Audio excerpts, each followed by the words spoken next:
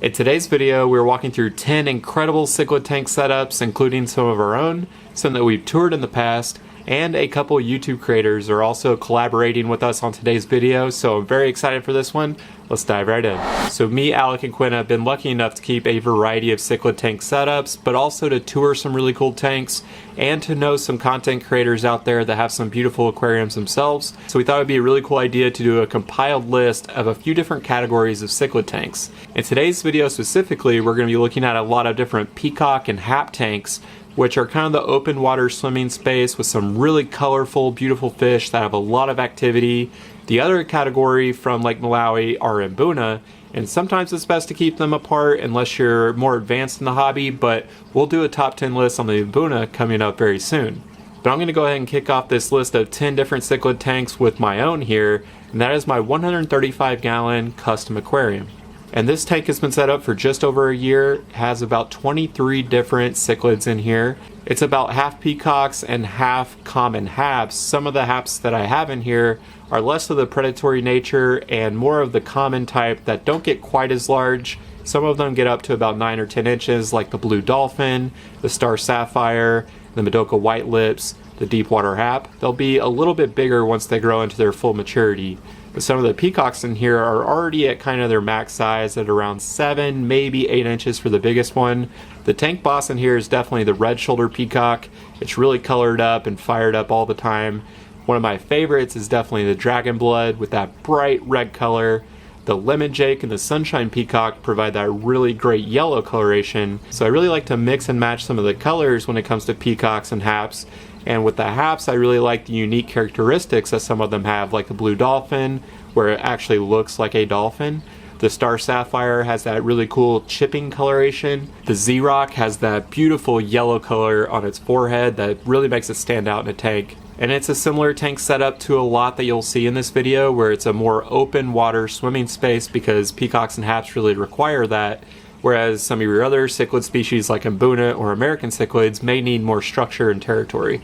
And when it comes to a tank like this, I always say it's really the fish and the awesome color and activity that is the decor in the tank. It's not really the aquascape so much, but usually people will have some type of minimal rockscape like this with sand or crushed corals that might buffer that pH a little bit higher for your African cichlids. But a couple equipment choices I really like on this tank are the 2 aqualumination freshwater blades. I think this really sets off the tank because they hang from a mounting system. I also have a seamless sump with a clear water algae scrubber, so I don't have to do a lot of water changes on this. A lot of African cichlid tanks you do have to do a ton of water changes, especially if you are overstocking that tank, which is something a lot of people elect to do because it does help mitigate some of that aggression that you do get with African cichlids. That's the overview on my cichlid tank. Now let's kick it over to Alec. What's up guys, Alec here, and behind me we have my 220-gallon Predator Hap Lake Malawi tank from Custom Aquariums. And with this tank I went with 6 feet wide, 2 feet front to back, and 30 inches tall, as well as a 36-inch stand and a 10-inch canopy on top, which I just love because I'm a little bit tall and I like to be able to look at the tank without bending over. As for the fish in this tank, like I said, they are predator haps, which are the largest fish in Lake Malawi, and they are predators, so you do not want to mix these fish with smaller fish. Whether they're predator haps or not, you want to keep it all about the same size. Some people like to do common haps and peacocks as probably one of the most popular setups from Lake Malawi. This is kind of a little bit more of a unique thing that's just catching on recently in the fish hobby. And I got about 15 fish in here that are all at a foot or maybe a little bit bigger, or at least pushing a foot in length. And all these fish are very similar in size, so they do a really good job. These are open water swimmers, so there's not a lot of rockscape. I got an Aqua Decor 3D background in here, which really just kind of is a decoration for the back without taking up a lot of swimming space. As for the mechanical stuff on this tank, I do not have a sump. I have 2 canister filters, and this tank has been up and running for about, I want to say, 2.5 years now, and everything's going great, and I just love it. Hey Cichlid brothers, thanks for inviting me to provide you with a short video about my African cichlid tank. It's great when a channel that you really like actually asks you to provide them with a video. Pretty exciting actually. What I have behind me is a tank full of what are called predator haps, African cichlids from Lake Malawi. The tank is 300 gallons, it's 7 feet across. It's filtered by a sump and a Fluval FX6, so it has a lot of A lot of filtration, lots of turnover going on. I have some cool fish in there, some of them that are not that common. I have a kawingi in there that's actually kind of cool, and you don't see that one too often. I also have a real nice fusco that has put on some great size, as well as a Buccochromis rhodesii yellow, which is has turned out to be one of my favorite fish. Started off a little aggressive, but he's mellowed out pretty good now. I plan on putting some more fish in here, like an Autopharynx tetrastigma, and perhaps a linny, or more Nimbochromis, and perhaps some Protomellus as well. I don't want them to have a lot of stuff to defend or protect, but I do have some artificial plants in there. They destroy real plants, but I have artificial plants that if a fish needs a break or is being chased, they can hide or relax behind a plant for a while. I do water change actually every other week, and I do a top off of the sump every in-between week. So there you have it. That's my African cichlid tank. Thank you for asking for a video. I was very honored, and very well done on hitting 100,000 subs. I am so jealous. Keep doing the great work, guys. Love it. Bye-bye. Hey everyone, Evan here with Riffwaters. A big thank you to the Cichlid Bros for inviting me here today to share with you my 600-gallon Malawian cichlid aquarium. This is a beautiful tank, and it's one of my favorite here in the fish room. We have it stocked with large haplochromines and some peacock cichlids from Lake Malawi in eastern Africa. This tank measures 9 feet long by 4 feet wide by a bit under 3 feet tall. And I think my favorite thing about this aquarium is the flexibility that comes with its size. It enables me to keep large fish that would be limited in other tank sizes, and I can keep a good number of them. I am very fortunate to be able to have an aquarium like this, and to be able to share it with others like you. Well, I hope you've enjoyed this quick clip. I know I could get lost in this tank for hours, but I bet the Cichlid Bros have some other amazing tanks we should go check out. So we were fortunate enough to tour this beautiful 500-gallon in-wall African cichlid tank in the Hollywood Hills in Los Angeles, California. Nick and Joe from Infinity Aquariums were nice enough to give us a private tour of this tank, and we did a full video overview on it. But like I said, it was 500 gallons with this beautiful rock insert and different peacock species that were just starting to grow and mature. It was a really cool tank to feed and just watch them all go crazy. But this tank just had such a good story and why the tank was built into the house. It was right next to the living space and the kitchen, so you're always in view of this beautiful aquarium.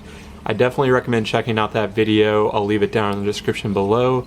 It was probably the highlight of our entire Los Angeles trip. But then later in the year, we visited Washington, D.C., where Mike and Will from Cich Psyche showed us their Peacock and Hap tanks. Starting with Mike's here, this was a 210-gallon Peacock and Hap tank, and it was absolutely beautiful with crystal clear water. And like we said in the video, it was a moving painting of fish. These guys had such good color. I really liked the rockscape and a couple of the fake plants he had in here. It was just a really beautiful tank that we sat in front of for a while. It was probably our favorite in his fish room, even though he had a lot of tanks and a lot of beautiful cichlids. But this one right here was something special.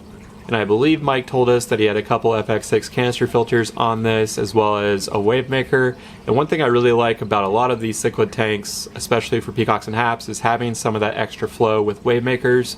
So we definitely would recommend that in any of these types of tank setups. But then after touring Mike's fish room, we went over to Will's, and he had another beautiful peacock and hap tank. This is a 150-gallon tank.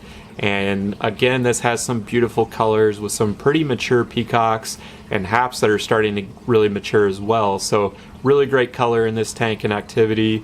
You can see he had a couple rock structures. I believe these were artificial rocks from a local fish store.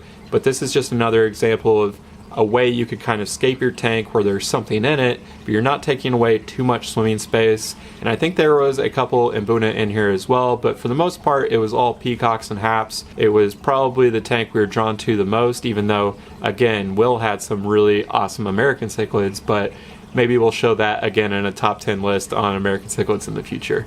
And then looking at the 8th tank on our list here, This was at the local fish store in Washington, D.C. that we visited called Nova Tropicals. This was a 500-gallon water box tank, but we really enjoyed our time at this store, and this tank itself was the big attraction. It was right in the middle of the store, but you'll see a couple in Mbuna, I think a Frontosa, and maybe even a few Lake Tanganyikan fish, but primarily it was peacocks and haps, and it was something really cool to see. They also mixed in a little bit of driftwood to the rocks, which I don't totally love. I like the more open water swimming space, but if that is something you would like to do, this is just an example of that, where maybe you mix in a little bit of wood structure as well.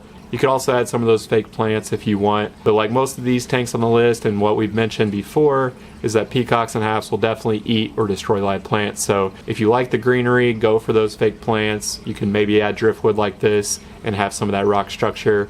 But if you have a really big tank like this one, you could add a lot more structure and decor without taking away too much of the swimming space. So after I had my 55-gallon Mbuna tank for a year or two, I really got deeper into African cichlids, and I was really drawn to the biggest, baddest fish in Lake Malawi, the predator haps.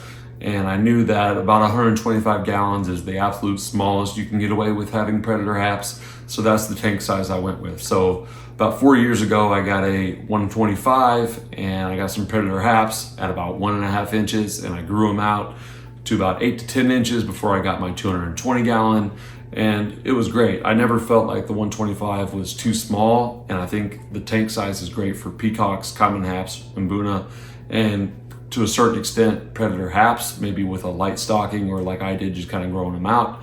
But it was great. I just had a few rock piles, and then I ended up kind of taking the rocks out, and it was mainly just open water, so I could really maximize water volume and swimming space, and it worked out great. I really loved it.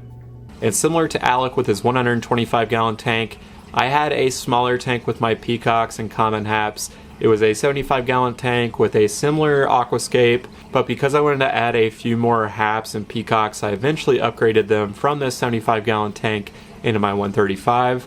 But this is an example of what you could maybe do with a 75-gallon tank, probably staying closer to the 12 to 15 total fish. If you're looking at peacocks and some of your smaller haps, you could probably get away with a 75-gallon tank. Most of these tanks on the list have been pretty big because peacocks and haps need that swimming space and the haps get so big. But this is an example of what you could do if you don't have that space but you really love these fish. Peacocks could definitely fit in that 75-gallon tank. Just be careful if you are adding some of those haplochroma species like your Malawi hawks, for instance, that will really get big and need something bigger than a 75-gallon tank. But that does it for today's list. I hope you enjoyed seeing all those different cichlid tank setups, and like I mentioned before, I will leave links to all the channels that participated or provided footage for this video. Really appreciate all of them, and I would recommend you go down there and subscribe to their channels as well. Thanks again for watching, guys, and we'll see you next time.